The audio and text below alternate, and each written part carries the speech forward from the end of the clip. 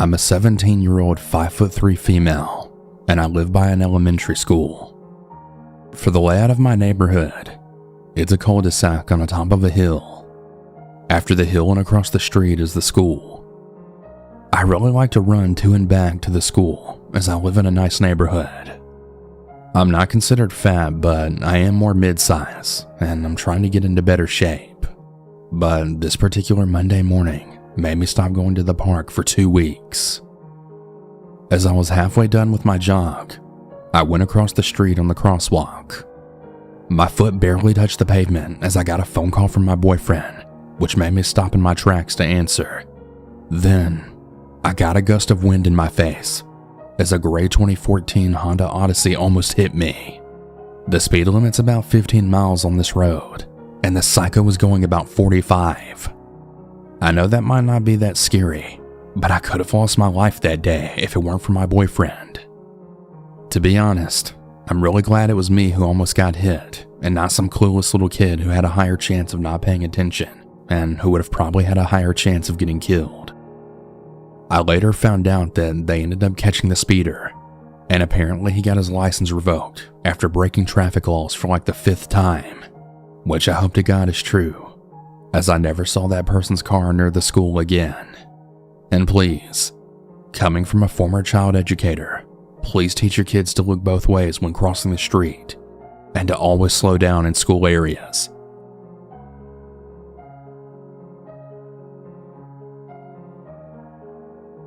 I'm a 21-year-old female, but the story took place when I freshly turned 18 years old. I had started a job at CVS about 20 minutes away from my house during the summer, right before I started college. It was an alright job. The pay was a lot better than the grocery stores and fast food restaurants in the area, and the hours were pretty flexible.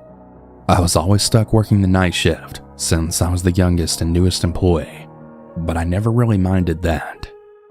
Night shift was always dead after the pharmacy left for the night, so most nights I just played on my phone to pass time. The night this event occurred wasn't a normal night for the store.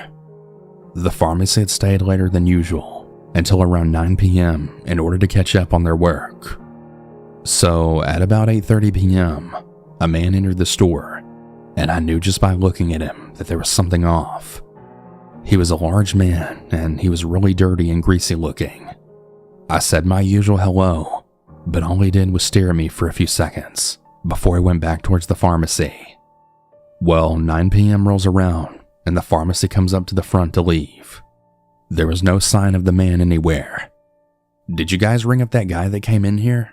I asked one of the techs while I checked their bags. What guy? Nobody came back here," the tech replied before she left with her things. Shit. I guess he was still in the store somewhere. I walked up and down the aisles, but there was no sign of him. Just as I was about to round the corner into the bathroom hallway, there he was, standing in the dark hallway right outside the employee's bathroom. "What time do you close?" he muttered at me, staring directly at me as he talked. It took a few seconds to register that he spoke, as he just stood there. But as I was about to answer, I smelled it. It kind of smelled like a mixture of body odor and decay, and I really had to pull myself together in order not to gag. 9. We're about to close up," I answered, then stepping back so he could leave. He then pushed past me, the smell following him as he walked out of the store. I checked the bathrooms, which were thankfully clean, right before I left. Lo and behold, guess who just happened to be parked right next to me outside? That's right, it was the man. I had my manager walk me to my car, but the man was just standing by his car in the dark parking lot. I got in my car, and he got in his. I pulled out of the parking lot, and he pulled right out of the lot behind me. As I was driving, I thought it was just a coincidence that he was driving right behind me. I mean, he was surely gonna pull off to some side street, right? Wrong. As I neared my neighborhood, he was still right on my tail. I knew that I had to act fast, so I decided to take the long way home instead. As soon as I knew the coast was clear, I floored down the streets, practically going airborne a few times as I sped to my house. I parked my car inside the garage that night so that he wouldn't be able to see my car by driving down the street. But that never happened. Nobody drove down my street that night, or at least I don't think they did. Nothing ever happened again at the store, and luckily I never saw the man again.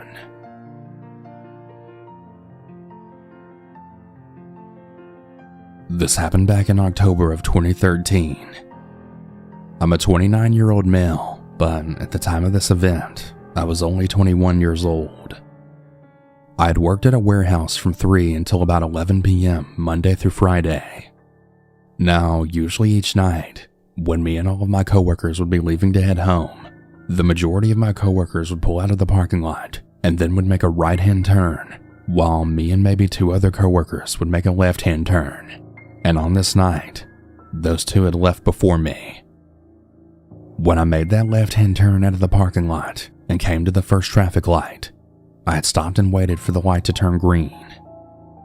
While I was waiting, I noticed an SUV pull up behind me and then stop. I was a little annoyed, wondering why he didn't get in the other lane, considering there were only 2 on the road going in this direction on a 2-lane highway. But I didn't think much of it. As the light turns green, I pull off, and I'm driving normal, and the SUV was behind me the whole time. As I'm driving, my plan was to stop by my parents' house for a minute since I had to pass their house to get to mine. I was in the left lane doing about 70 miles per hour, and every time I looked in the rearview mirror, the SUV was still behind me at about the same distance. I got over in the right lane and slowed down a little to let him go past. I wasn't really nervous at the time. I was just getting really tired of seeing his headlights in my mirror. Once I got over and slowed down to 65 miles per hour, he did the exact same thing. And now I'm like, okay, this guy is weird. I decided not to go to my parents' house and to just drive on home. As I get on the freeway, I get over in the fast lane doing about 85 to 90 miles per hour, honestly by force of habit. And what do I see? It's the same SUV that had been following me the whole time. Every lane I move to, he moves to the same lane. If I speed up, he would too. And if I slowed down, he would do that too. I got off at the exit where I lived, but I didn't dare go into my apartment complex. Instead, I went past the complex and I went to a gas station. I pulled up to a pump like I was about to get gas, and that same SUV pulled up right behind me once again. When I looked in the mirror, I saw 2 men in the truck with ski masks on. At the time, there were 2 homeless men at the gas station, and they both came to my car asking if I had any change I could spare. And I believe these 2 men really saved my life, because as soon as they walked up to my car, the SUV peeled out. Once they got on the street, they started driving really slow. I waited for them to get a little ways down the street before I left, but to my horror, they were watching me, because as soon as I pulled out of the gas station, they then made a U-turn in the middle of the street and started driving towards me again, but I was able to lose them this time.